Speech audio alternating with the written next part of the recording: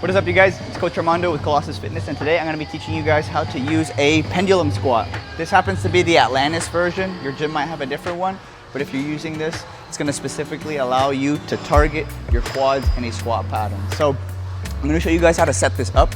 So the first thing to know is that this actually has a piece here which is going to allow you to choose your depth of your squat. So if you don't want to bottom out this machine, you can raise this as a handle right here so you can lift it. If you want to make sure that your squat goes no deeper than that, you can set it there.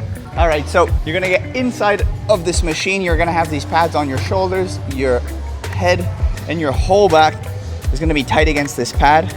I recommend starting in the middle of this foot pad, and then you can adjust from there.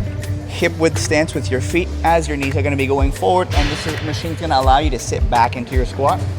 And the next thing here is this bar. So I'm gonna hold this bar, I'm gonna squat up, I'm gonna pull it back. So as you can see, the hook goes back and I can now go into my squats. So you can see you can get a lot of depth in this because of the arcing motion.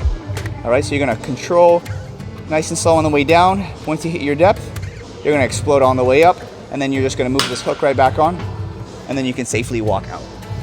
All right, before I teach you some common mistakes on this machine, click the link below for our form guide. It'll teach you how to do all the exercises from point A to point B. All right, so the most common mistake on a pendulum squat is foot placement, oftentimes being too low on this pad.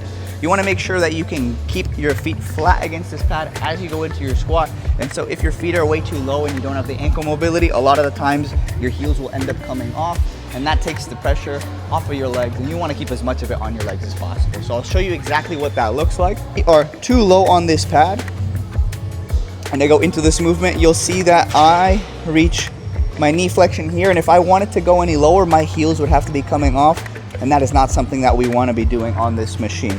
So if you want to make sure that your feet can stay flat on this pad, you're going to adjust your foot stance a little bit higher, and as you can see, keeping my feet flat on the pad, getting full knee flexion, full hip flexion, and then being able to come all the way up. All right, and that is how you do the pendulum squat. Like, comment, subscribe, and even share with your friends so that way they can learn how to do this movement as well.